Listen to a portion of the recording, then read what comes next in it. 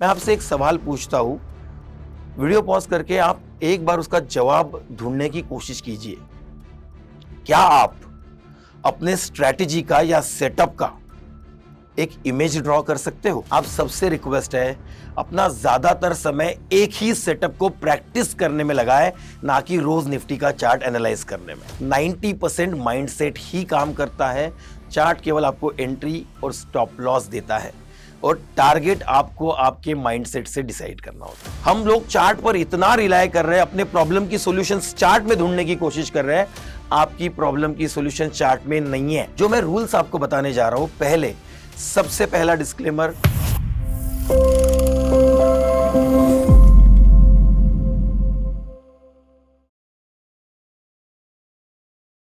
Hello everyone, thanks to Josh talk. आज मुझे फिर से इनवाइट किया। आपके रिस्पांस जो मेरे पिछले वीडियो पर आए, उसके चलते हुए आज मुझे फिर से एक मौका दिया गया है, जहां पर मैं आपके साथ जो इंट्राडे ट्रेडिंग स्ट्रेटेजी मैं यूज करता हूं स्टॉक ट्रेडिंग करने के लिए, शेयर करने वाला हूं।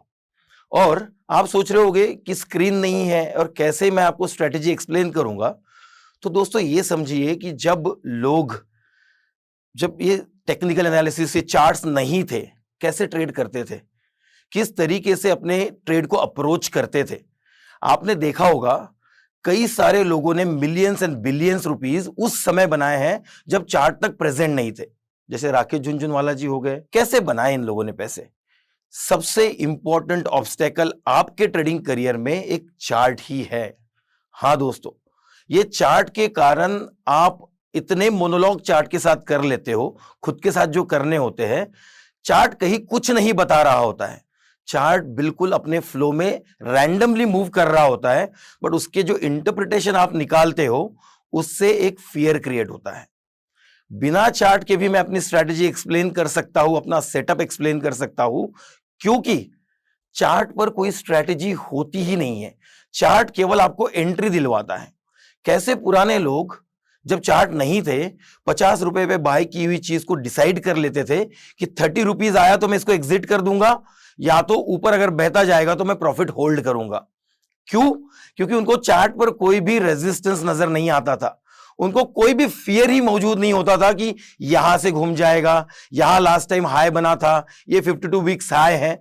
ऐसा कोई उनके पास कोई रेजिस्टेंस या फियर क्रिएट करने वाला कोई भी टूल नहीं था। इस समय हम चार्ट का इस्तेमाल तो कर रहे हैं, बट हम उस चार्ट से अपने अंदर एक फियर क्रिएट कर रहे हैं। मैं आपको आज जो मैं सिस्टम यूज करता हूं, वो स्टेप बाय स्टेप एक्सप्लेन करूंगा, क्योंकि वो सारा सिस्टम बिल्कुल नंबर्स पर डिपेंडेंट है, ऑब्जेक्टिविटी है उसमें। तो जो चार्ट ऑब्स्टेकल क्रिएट कर रहा था, वो ऑब्स्टेकल क्रिएट नहीं करता। और 10, 20, 30, 40% विन रेट के साथ भी आप एक कंसिस्टेंसी पा सकते हो, क्योंकि आप चार्ट पर केवल एंट्री के लिए रिलाई कर रहे हो और बाकी सारा गेम आप माइंडसेट से प्ले कर रहे हो। जी हां दोस्तों, 90% माइंडसेट ही काम करता है। चार्ट केवल आपको एंट्री और स्टॉप लॉस देता है और टारगेट आपको आपके माइंडसेट से डिसाइड करना होता है। यह है बेसिक सा difference between analysis and practice. इसलिए आप सबसे रिक्वेस्ट है, अपना ज्यादातर समय एक ही सेटअप को प्रैक्टिस करने में लगाए, ना कि रोज निफ्टी का चार्ट एनालाइज करने में। अब आता हूं मेरे सेटअप के रूल्स पर। मैं आपको सबसे पहले बता दूं, setup is not a guarantee. Setup एक केवल, जैसे मैंने अभी थोड़ी देर पहले कहा, कि एंट्री का सिस्टम है, केवल आपको एंट्री दिलवाएगा। बाकी उसके बाद जो आपके स्ट्रॉन्गेस्ट ऑफ द माइंडसेट से, सेल्फ डिसिप्लिन से आप अपने ट्रेड को कैसे हैंडल करते हो, वही आपको एक कंसिस्टेंट ट्रेडर बनवाएगा या डिफाइन करेगा। इसलिए जो मैं रूल्स आपको बताने जा रहा हूं, पहले सबसे पहला डिस्क्लेमर, ये कोई गारंटी नहीं है। साथ ही में इसकी जब तक आप 10,000 चार्ट पर प्रैक्टिस नहीं करते, इसको एक्चुअल ट्रेडिंग में उतारो ही मत। मतलब ये कि आप रवि की स्ट्रैटेजी मत ट्रेड करो, इसको पहले अपना बना लो by practicing 10,000 charts and then start using it. क्योंकि उससे आपका जो कॉन्फिडेंस लेवल होगा, उससे आपका जो प्रिसीजन होगा, प्रिसीजन मतलब एक्यूरेसी। अब यहां पर भी एक चीज मैं आपको क्लियर करना चाहता हूं, एक्यूरेसी और विन रेट में जमीन आसमान का अंतर है दोस्तों। हम लोग चार्ट पर इतना रिलाय कर रहे हैं, अपने प्रॉब्लम की सॉल्यूशन चार्ट में ढूंढने की कोशिश कर रहे हैं। आपकी प्रॉब्लम की सॉल्यूशन चार्ट में नहीं है। आप ये सोचते रहते हो कि कहीं कब ऐसी कोई स्ट्रैटेजी हाथ में लग जाएगी कि उसमें 90% एक्यूरेसी आ जाएगी, 100% एक्यूरेसी आ जाएगी और आप प्रॉफिटेबल बन जाओगे, तो आप जिंदगी भर खोजते रह जाओगे, लेकिन ऐसी स्ट्रैटेजी नहीं मिलेगी। अब एक्यूरेसी और विन रेट में मैं क्या बता रहा था, ये मैं आपको एक्सप्लेन करता हूं। व्हाट इज विन रेट पहले आप समझिए। जैसे मान लो इंडियन क्रिकेट टीम है, 100 में से 61 मैचेस विन करती है साल में और 39 हारती है, तो उसकी विन रेट है 61%, बट उनकी एक्यूरेसी है 100%। अब आपको समझना पड़ेगा विन रेट और एक्यूरेसी का डिफरेंस। तो win rate is just how many trades आपके टारगेट अचीव करते हैं और स्टॉप लॉस हिट करते हैं, उसके अकॉर्डिंग। जैसे एग्जांपल, 100 में से आपके 40 ट्रेड्स ने टारगेट अचीव किया, जैसे मेरा टारगेट 1:4 होता है, मेरे 40 ट्रेड्स ने 1:4 अचीव किया, तो मेरा 40% विन रेट हो गया। लेकिन मेरी एक्यूरेसी कितनी है? मेरी एक्यूरेसी है 100%। ये मैं आपको गारंटी के साथ कहता हूं, मोर देन 95%। अब ये एक्यूरेसी होता क्या है? और आज तक आपको जो एक्यूरेसी के बारे में बताया जा रहा है वो एक्यूरेसी है ही नहीं। एक्यूरेसी मतलब आप कितनी कम एरर करते हो व्हाइल एग्जीक्यूशन। एग्जीक्यूशन करते समय अगर आप एक एक रूल को, अपने सेटअप के इमेज को चार्ट पर बिल्कुल सटीक बनने दे रहे हो और उसके बाद ही ट्रेड एग्जीक्यूट कर रहे हो, तो आपका एक्यूरेसी 100% है और विन रेट तो मायने ही नहीं रखता है। क्यों मायने नहीं रखता है मैं आपको 2 मिनट में बताता हूं। लेकिन एक्यूरेसी का मतलब होता है कि अगर आपने किसी सेटअप के 10,000 चार्ट प्रैक्टिस कर लिए हैं, अब आप उस चार्ट को लाइव मार्केट में किसी भी स्टॉक के चार्ट पर आइडेंटिफाई करने की कोशिश करते हो, और जब वैसी ही इमेज आपको लाइव मार्केट में नजर आती है तभी अपने ट्रेड को एग्जीक्यूट करते हो। This is what the accuracy is. अब विन रेट क्यों मायने नहीं रखता, मैं आपको छोटा सा एग्जांपल देता हूं। मान लीजिए आप एक साइड से साइकिल चलाते आ रहे हो, आपकी स्पीड है 7 किलोमीटर पर आवर और अपोजिट साइड से विंड ब्लो कर रही है 2 किलोमीटर पर आवर आपके अपोजिट डायरेक्शन में। आपका रिलेटिव स्पीड कितना हुआ? 5 किलोमीटर पर आवर। अब यही विंड की स्पीड 7 किलोमीटर पर आवर कर दो, अब आपका एनर्जी तो 7 किलोमीटर पर आवर के स्पीड से पेडल मारने का लग रहा है, बट साइकिल आगे नहीं बढ़ पा रही है। क्यों? क्योंकि आपका अपोजिट डायरेक्शन का फ्रिक्शन जो है वो उतने ही स्पीड का है, इस वजह से साइकिल जगह पर है। अब यही इमेजिन करो कि उस विंड का स्पीड 14 किलोमीटर पर आवर है, तो होगा क्या? 14 किलोमीटर पर आवर की वजह से आप एनर्जी तो 7 किलोमीटर वाली लगा रहे हो, बट आपकी साइकिल 7 किलोमीटर पर आवर के स्पीड से रिवर्स जा रही है। इस एग्जाम्पल का और ट्रेडिंग का क्या कोरिलेशन है? बहुत खूबसूरत सा कोरिलेशन है। मान लो आपकी स्ट्रेटेजी आप यूज कर रहे हो और मार्केट का फ्लो आपके स्ट्रेटेजी के अगेंस्ट है। मान लीजिए आपका जो फ्लो है उससे ज्यादा ही स्पीड से मार्केट अपोजिट डायरेक्शन में प्ले कर रहा है। फॉर एग्जांपल, मैं इंस्टीट्यूशनल जो स्ट्रेटेजी आपको एक्सप्लेन करने वाला हूं, इंस्टीट्यूशनल वॉल्यूम की स्ट्रेटेजी यूज करता हूं। अब जब मार्केट गिर रहा था उस समय number of stocks, number of setups कम हो गए थे, क्योंकि कोई इंस्टीट्यूशन बाय नहीं कर रहा था, तो हमें सेटअप नहीं मिल रहा था। बहुत रेयरली मंथ में 4-5 सेटअप मिल रहे थे, जबकि हमें मंथ में 10, 20, 30 सेटअप्स मिल जाते हैं। लेकिन जब वो गिर रहा था उस समय कम सेटअप मिल रहे थे, साथ ही में वो कम परफॉर्म कर रहे थे। मतलब 10 में से 2 ही परफॉर्म कर रहे थे, 3 ही परफॉर्म कर रहे थे। लेकिन यही दिसंबर और जनवरी मंथ में 10 में से 8-8 सेटअप परफॉर्म करने लगे। अब इसमें कोई स्ट्रैटेजी की जादू है क्या? इसमें मार्केट की जादू है? नहीं, मार्केट तो रैंडम है, अपनी चाल चल रहा है। मेरा काम है कि जब मेरा सेटअप बने ये सोचे बगैर कि आज निफ्टी नीचे जाने वाला है या ऊपर, अगर मेरा सेटअप किसी स्टॉक में बनता है तो मुझे बस उसको अपने एक रिस्क मैनेजमेंट के साथ एग्जीक्यूट करना है। इससे होगा ये कि मैं ये जाने बगैर कि whether this setup will perform और नॉट, मैं उसको एग्जीक्यूट करूंगा। अब इससे होगा ये कि जब मार्केट मेरे स्ट्रैटेजी को फेवर करने वाला होगा, जो कि कोई नहीं पहचान सकता, कोई नहीं जान सकता कि किस समय मेरे स्ट्रैटेजी का परफॉर्मेंस हाई होगा। जैसे कि कई सारे ट्रेडर सोचते हैं अभी मार्केट गिर रहा है, अभी रुक जाते हैं, जब मार्केट रिवर्स होगा तो हम उसको बाय करेंगे। लेकिन आपको कैसे पता चलेगा किस दिन मार्केट रिवर्स होने वाला है? कई सारे लोग बोलते हैं पिछला हाई ब्रेक करने के बाद मैं बुलिश हूं, अभी मैं बेयरिश हूं। पिछले हाई तक पहुंचने तक का मोमेंटम आप क्यों गंवाना चाहते हो? मतलब आप ये बोल रहे हो कि मैं तभी घर से निकलूंगा जब सारे रास्तों के सिग्नल ग्रीन हो जाएंगे। और यही आपकी सबसे बड़ी दुविधा है दोस्तों, क्योंकि आप रिजल्ट ओरिएंटेड ट्रेड कर रहे हो, नॉट प्रोसेस ओरिएंटेड। मतलब आप रिजल्ट आपके फेवर में आया तो आपने सही ट्रेड किया और स्टॉप लॉस हिट हुआ तो आपने गलत ट्रेड किया, इस माइंडसेट से ट्रेड करते हो। इसीलिए आप कांस्टेंट बेसिस पे स्ट्रगल कर रहे हो, एनालिसिस कर रहे हो और रोज कोई नई स्ट्रेटेजी ढूंढने की कोशिश कर रहे हो। सो सिंपल है, जितनी ज्यादा प्रैक्टिस उतनी ज्यादा एक्यूरेसी, जितनी ज्यादा एक्यूरेसी उतनी प्रोबेबिलिटी आपके फेवर में, बिकॉज प्रोबेबिलिटी फेवर्स रिपीटेशन। जब आप एक ही चीज बार बार रिपीट करते हो तो प्रोबेबिलिटी आपकी गुलाम बन जाती है और प्रोबेबिलिटी आपके फेवर में रिजल्ट देती है। इसी वजह से जब आप मार्केट को प्रेडिक्ट नहीं करते उस समय आप आपके सेटअप पे पूरा कॉन्फिडेंस रखते हो, और जब आप मार्केट को प्रेडिक्ट कर रहे हो आपका सेटअप आप गैम्बलिंग करने के लिए यूज कर रहे हो। This is what the biggest difference between accuracy and win rate. अब मेरे स्ट्रेटेजी का विन रेट कितना है मैंने कभी कैलकुलेट नहीं किया और कोई भी कैलकुलेट नहीं कर सकता। दोस्तों, विन रेट कैलकुलेट करना बंद कर दो। पहले क्वार्टर में विन रेट 30% था, सेकेंड क्वार्टर में 20% था, अगले क्वार्टर में 80%। ऐसा क्यों हो रहा है? क्योंकि स्ट्रैटेजी का कोई दोष नहीं है, स्ट्रैटेजी का एक सेड विन रेट नहीं होता, मार्केट उसके विन रेट को ऊपर नीचे कर रहा होता है। आपका काम केवल सेट एग्जीक्यूट करना है। अब आते हैं स्टेप बाय स्टेप रूल पर। तो मेरे स्ट्रैटेजी का बेसिस क्या है, फाउंडेशन क्या है? फाउंडेशन सिंपल है। स्टॉक मार्केट में पैसे बनाने के लिए आपको केवल एक मैथमेटिकल फॉर्मूला फॉलो करना है। हारते समय अगर आप 1000 रुपए हार रहे हो तो जीतते समय 4, 5, 6, 8, 10,000 रुपए कमाने हैं। अब आप चाहे मूविंग एवरेज पे ट्रेड करो, आरएसआई पे ट्रेड करो, हेड एंड शोल्डर ट्रेड करो, कप एंड हैंडल ट्रेड करो या कॉइन टॉस कर लो, नियम साफ है। ट्रेडिंग गेम को जब तक नहीं समझते तब तक आप स्ट्रगल ही करने वाले हो, आप केवल एनालिसिस पैरालिसिस करते जा रहे हो। तो नियम बिल्कुल साफ है। मैं अपने स्ट्रैटेजी पर केवल इसी बात से भरोसा करता हूं क्योंकि मैंने अपनी स्ट्रैटेजी मोमेंटम बेसिस पर बनाई है। मतलब मैं स्ट्रिक्टली मानता हूं कि मेरे विनर 4 गुना बड़े होने चाहिए और लूजर 1 टाइम होना चाहिए। 1% of the capital should be lost in a single trade and I should make at least 4% in a winning trade. मुझे पता नहीं 10 में से 8 सही आएंगे, 2 सही आएंगे, 1 सही आएगा और मुझे उससे कोई लेना देना भी नहीं है। तो रूल्स क्या है? अब मोमेंटम आता किस वजह से है? आपने कई सारे रियल लाइफ एग्जांपल्स में देखे होंगे। अचानक कभी प्याज का दाम 20 रुपए किलो से 60 रुपए किलो, 100 रुपए किलो हो जाता है।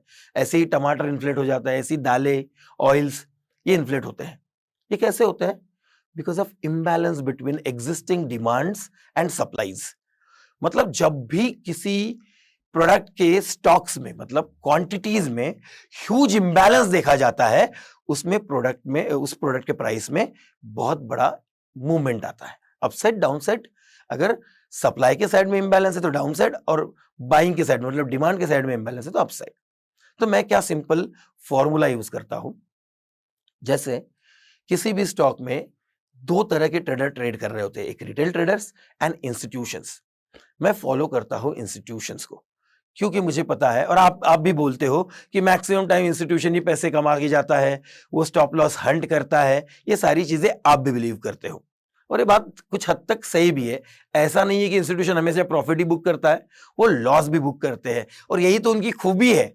जब वो लॉस बुक करते हैं तो बहुत मिनिमलिस्टिक लॉस बुक करते हैं, और जब उनके प्रॉफिट होते हैं तो आपको पता है 500 करोड़, 1000 करोड़, 5000 करोड़ के प्रॉफिट्स लेकर जाते हैं। तो होता क्या है, मैं वॉल्यूम पर, क्योंकि वॉल्यूम से ही इंबैलेंस, मैंने क्वांटिटी जब आपको एक्सप्लेन की तो क्वांटिटी से ही आप इंबैलेंस आइडेंटिफाई करते हो। एक स्क्रीनर यूज करता हूं मैं, जो हमने ही हमारा इन हाउस बनाया है।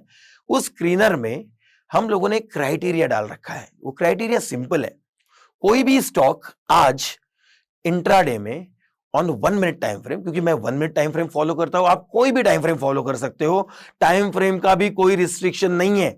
सबसे बड़ा मिथ है ये टाइम फ्रेम परफॉर्म करता है, वो टाइम फ्रेम परफॉर्म नहीं करता है।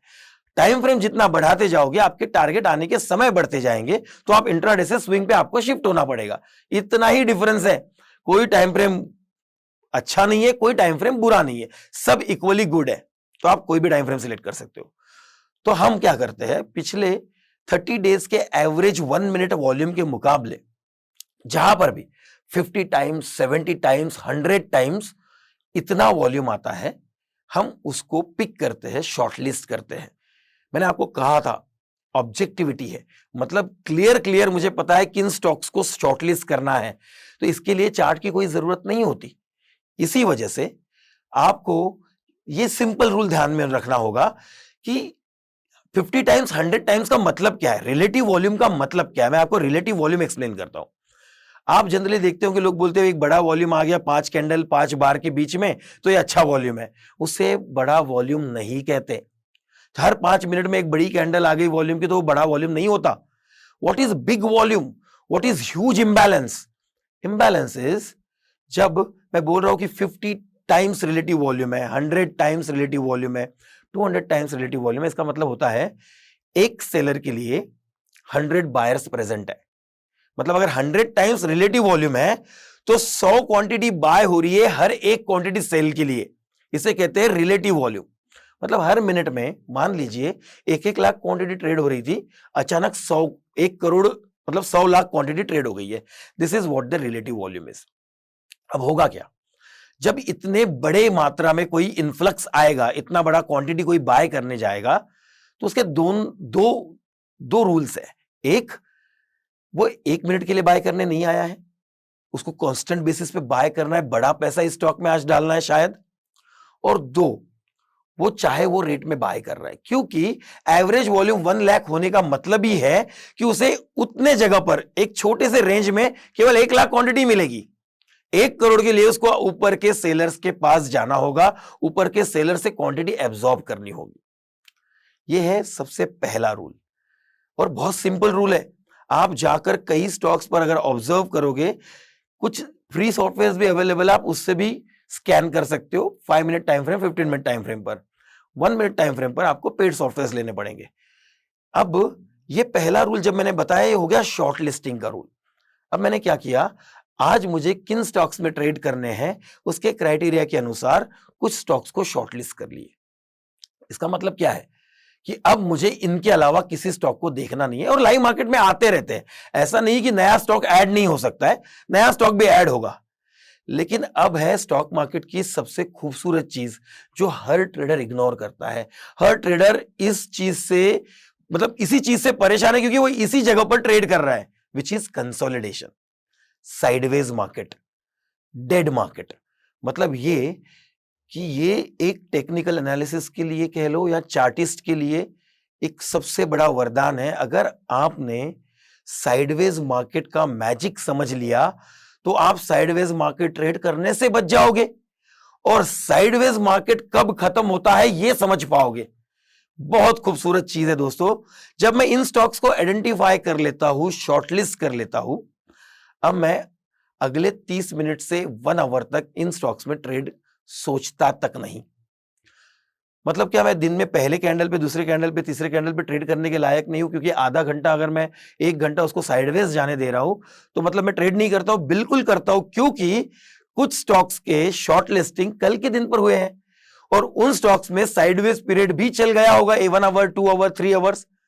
मतलब यह है, मैं ये कंफर्म करने की कोशिश कर रहा हूं कि इतना बड़ा इन्फ्लेक्स तो इंस्टीट्यूशन लेकर आया है, कोई डाउट ही नहीं है।